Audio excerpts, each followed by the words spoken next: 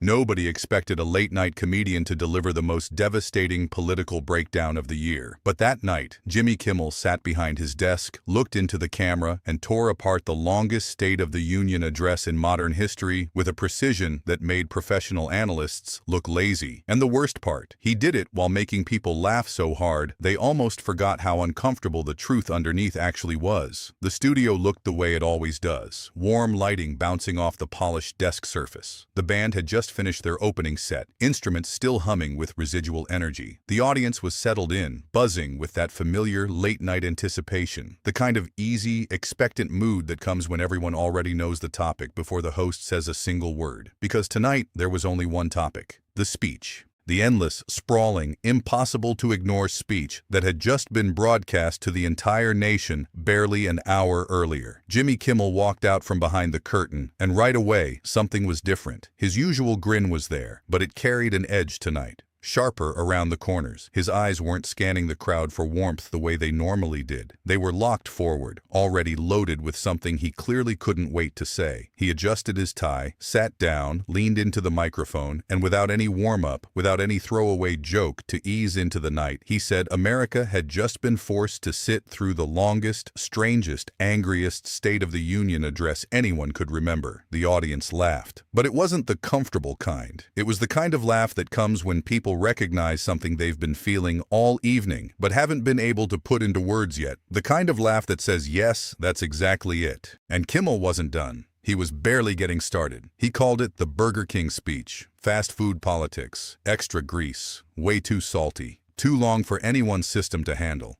Bad for the heart and worse for the brain. The crowd erupted, clapping over each other, a few people doubling forward in their seats. But Kimmel didn't ride the laugh the way he usually would. He let it land, then moved straight past it, because tonight the jokes were just the doorway into something deeper. He started pulling the speech apart piece by piece, not like a critic reading from notes, but like someone who had been sitting at home watching the whole thing with growing disbelief and needed to talk about it before the feeling faded. He said Trump had gone on and on and on, stretching the moment past the point where even the most loyal supporters in the chamber started looking at their watches. Kimmel joked that they almost needed an intermission, like it was a 3-hour movie nobody had asked to see and nobody knew how to leave without making it awkward. He mocked the pacing, the way it would surge with energy for a moment, big gestures, loud declarations, scattered applause, then collapse back into something flat and circular, rising and falling without ever actually arriving anywhere. He said it felt less like a speech building toward a point and more like someone wandering through a parking lot looking for a car they couldn't remember parking. The audience laughed again, but you could see faces shifting, people nodding, people recognizing exactly what he was describing because they had felt it themselves an hour ago, sitting on their couches,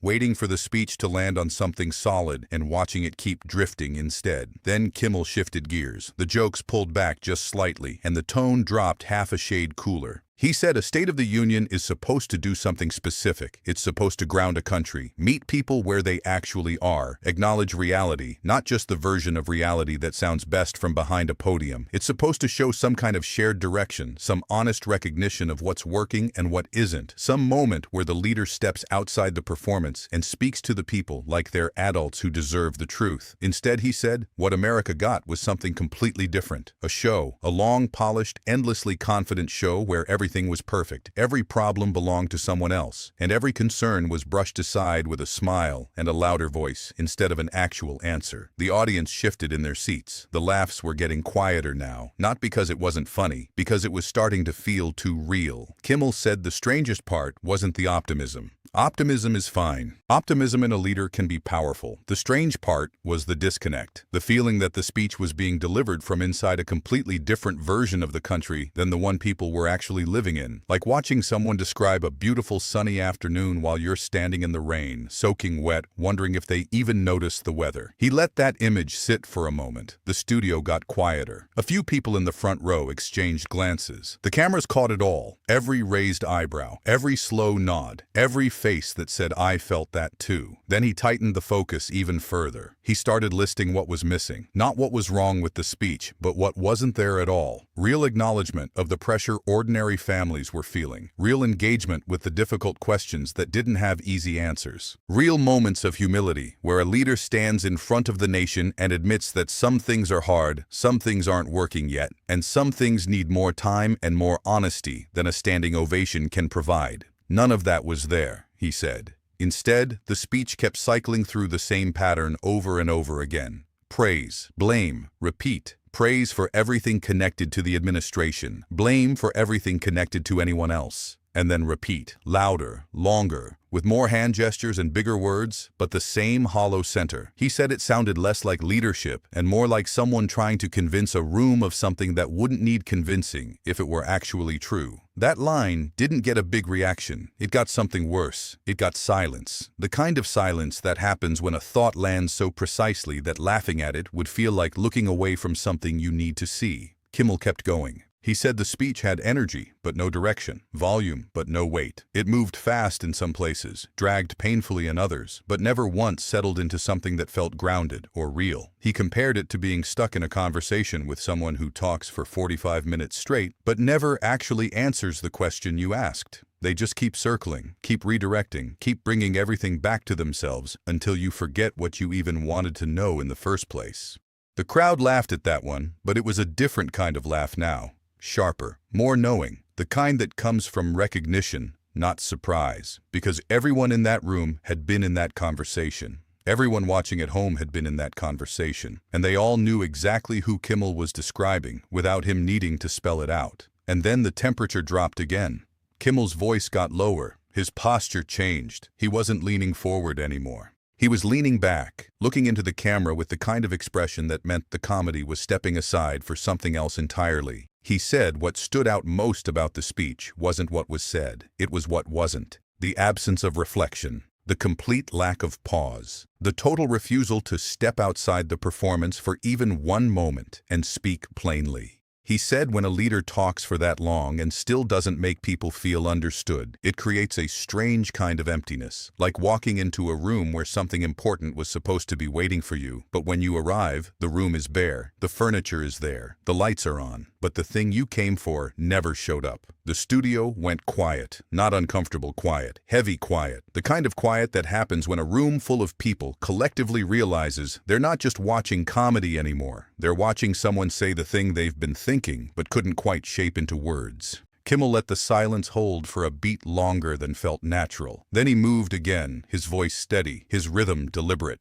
He said the speech tried to create momentum through sheer repetition. Big words stacked on top of bigger words. Massive claims piled onto even more massive claims. Confidence projected so hard it practically vibrated off the walls of the chamber. But repetition without substance, he said, eventually crosses a line. It stops sounding like strength and starts sounding like noise. And once an audience crosses that line, once they stop listening for meaning and start noticing the pattern instead, the whole thing unravels. Because now the performance is visible as performance. The scaffolding is showing, and no amount of volume can hide it once people start to see. The audience was completely locked in now. No phones out, no side conversations, no shifting. Just stillness and attention, the kind that a late-night comedy show almost never earns, but that Kimmel had somehow commanded without raising his voice above conversation level. He pointed out something that cut deeper than any joke. He said when everything is framed as success, nothing feels measured anymore. When every single moment is treated like a triumph, when every policy is perfect, when every number is the best number, when every decision is the greatest decision, the scale breaks. There's no contrast left, no texture, no way for the audience to tell what actually matters because everything has been presented at the same maximum volume. And in that kind of environment, even genuine accomplishments start to feel suspicious, not because they aren't real, but because they've been placed alongside so many inflated claims that the audience loses the ability to tell the difference. He said leadership is not just about projecting strength, it's about showing awareness.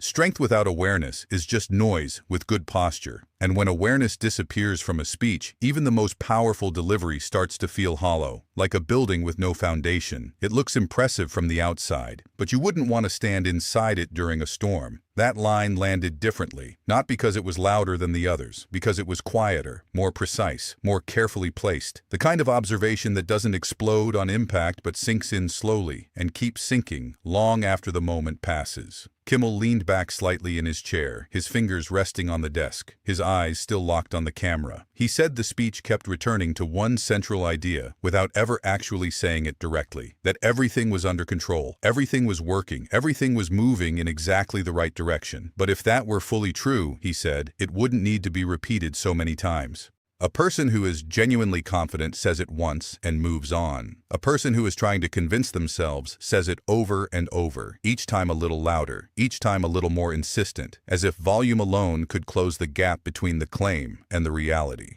Confidence speaks once. Insecurity repeats itself. The audience reacted to that one slowly. Not a burst of laughter or applause. A low murmur that moved through the room like a wave. People turning to each other, nodding, absorbing it. Because that one sentence reframed the entire speech in a way that couldn't be unheard. Every repeated claim, every recycled phrase, every moment where Trump had circled back to tell the country how well everything was going, all of it suddenly looked different through that lens. Then Kimmel brought it all together.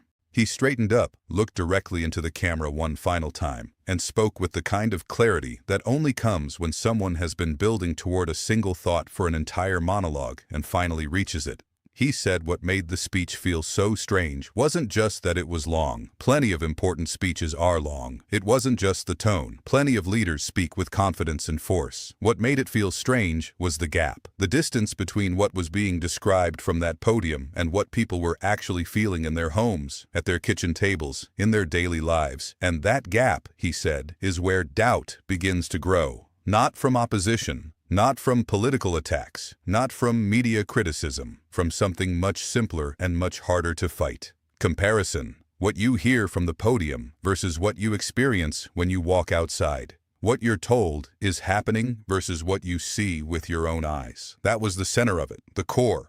The thing the whole monologue had been circling toward, and now that it was out in the open, everything else clicked into place around it. Kimmel delivered the last line with no flourish, no dramatic pause, no raised voice. Just a man sitting behind a desk, looking into a lens, and saying what millions of people were already feeling. If a speech lasts that long and still leaves people asking what changed, maybe the problem isn't the length. Maybe the problem is what it never actually said. The audience responded, not with an explosion, with something steadier, stronger, a deep, rolling wave of applause that came not from surprise but from agreement. The kind of response that doesn't need to be loud to be powerful. Kimmel let it breathe. He didn't jump to the next segment. He didn't crack a follow-up joke to lighten the mood. He just sat there, letting the weight of the moment settle into the room like dust after a building comes down. Because by then, the point had already made itself. It wasn't about one speech being good or bad. It wasn't about left versus right, support versus opposition, loyalty versus criticism. It was about a feeling, a long performance, an ocean of words, a blinding amount of confidence, and underneath all of it, a growing, undeniable sense that something important had been expected, something honest, something grounding, something real, and it never quite made it to the surface. If moments like this make you think, hit subscribe and turn on notifications. These breakdowns aren't just entertainment. They're about understanding how words shape power and how power shapes the truth. Drop a comment telling us which line hit you the hardest, and stay close because the next one cuts even deeper.